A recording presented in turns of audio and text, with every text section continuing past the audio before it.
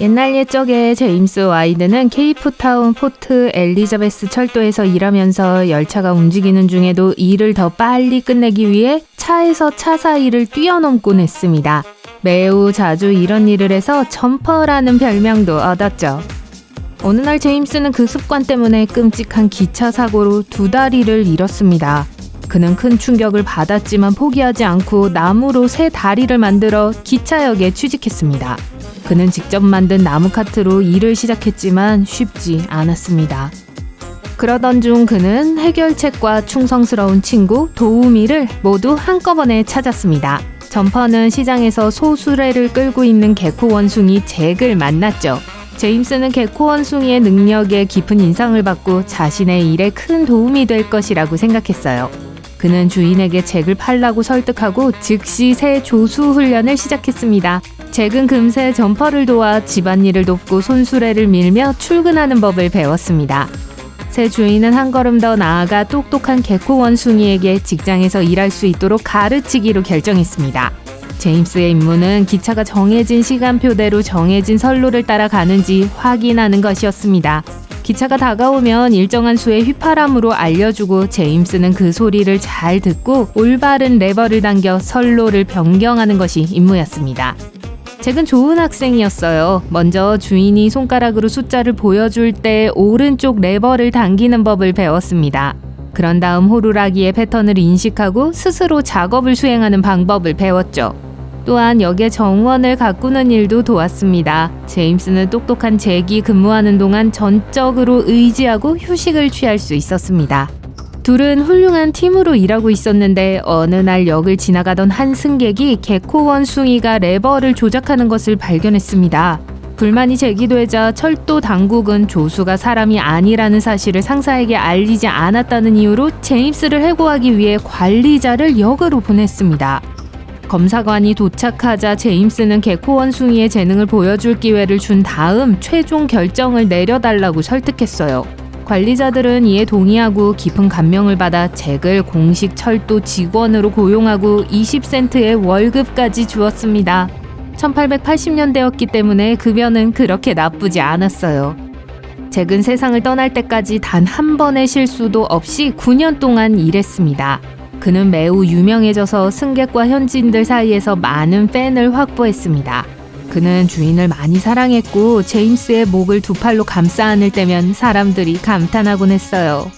뷰티풀 짐 키는 역사의 길이 남을 또 다른 영리한 동물이었습니다. 그의 주인 윌리엄 키는 모든 동물을 사랑했지만 특히 말을 좋아했습니다. 그는 독학으로 수의사이자 조련사가 되었고 경마를 하기로 결심했어요. 그는 유명한 서커스 말이었던 로레타라는 이름의 아라비아 암말을 구입했습니다. 로레타는 곧 망아지를 낳았고 윌리엄은 이 말이 강력한 경주마로 역사에 기록되기를 바랬죠. 망아지는 연약하고 힘이 약해 거의 걸을 수 없었기 때문에 그의 기대에 부응하지 못했습니다. 짐은 윌리엄과 많은 시간을 함께 보냈고 심지어 집 안 벽난로 옆에서 잠을 자기도 했습니다. 윌리엄은 자라면서 주로 가족의 계획에서 재주를 배우기 시작했습니다. 막대기를 집어들고 구르고 앉아서 간식을 받기도 했죠. 윌리엄의 아내 루신다는 짐에게 다른 재능도 있다는 사실을 처음으로 발견했습니다. 그는 질문에 예, 아니오로 대답하는 법을 배웠습니다. 짐은 사과 한 조각 먹을래? 라고 물으면 고개를 위아래로 끄덕이곤 했습니다. 비가 오는 날씨에 밖에 나가자고 제안하면 고개를 좌우로 흔들기도 했어요. 윌리엄은 짐을 훈련시키기 시작했고 알파벳을 익히고 작은 단어의 철자를 외우고 숫자를 세도록 도왔어요. 또한 시간을 알고 금전 등록기를 사용하고 전화번호를 누르고 우편물을 분류하고 심지어 명령에 따라 기절하는 척도 했어요. 주인은 짐을 주연으로 하는 쇼를 시작하기로 결정했고 쇼는 즉각적인 성공을 거두었습니다. 일부 사람들은 이 쇼가 진짜라고 믿지 않았지만 어쨌든 호기심을 갖고 봤어요. 윌리엄과 짐 키는 전국적으로 유명해졌어요. 짐의 얼굴이 단추와 버튼에 그려졌습니다. 1906년에 마지막 공연을 가졌지만 그들이 남긴 중요한 교훈은 여전히 남아있어요. 동물을 잔인하게 대하지 않고 친절하게 대하면 많은 것을 배울 수 있어요. 체이서라는 이름의 미국 보더콜리 개는 1000개가 넘는 장난감의 이름을 알고 있었습니다. 체이서는 200단어를 외운 리코라는 이름의 개가 가지고 있던 기록을 깼어요. 체이서는 심리학 교수의 생일 선물이었는데 교수는 체이서가 생후 6주 때부터 훈련을 시작했어요. 주인의 연구 프로젝트였죠. 체이서는 생후 5개월이 되었을 때 쉬운 개의 장난감을 이름과 함께 식별하는 법을 배웠습니다. 주인은 각 장난감에 이름을 붙여주고 잊지 않도록 마커로 이름을 적었습니다. 체이서는 하루에 4-5시간씩 연습했습니다. 몇 년 동안 훈련을 계속한 결과 체이서는 인간이 아닌 동물 중 가장 좋은 기억력을 갖게 됐어요. 또한 장난감을 카테고리별로 구분하고 특정 명령을 수행할 수 있게 되었습니다. 체이서는 발로 특정 공을 만지거나 주인이 원하는 특정 프리스비를 가져왔습니다. 체이서는 보상으로 어떤 간식도 받지 않았고 순전히 그 과정을 즐겼습니다. 코끼리는 거대한 두뇌와 뛰어난 기억력, 공감 능력을 갖춘 매우 영리한 동물로 알려져 있습니다. 코시기는 1990년에 태어난 한국의 한 동물원에 살고 있는 수컷 인도 코끼리예요. 누군가 코시기가 말하는 모습을 촬영하면서 유명해졌습니다. 사실 코시기는 앵무새처럼 말을 흉내내는데 코끼리에게 기대할 수 있는 건 아니죠. 코시기는 예, 아니요, 앉아, 누워 등 4가지 단어를 발음할 수 있습니다. 몸통을 입 안에 넣고 숨을 내쉬면서 흔들면 소리의 톤과 높낮이가 달라집니다. 손가락을 입에 넣고 휘파람을 부는 것과 비슷해요. 연구원들은 코시기가 실제로 그가 알고 있는 단어의 의미를 이해하고 있는지는 알 수 없다고 했어요.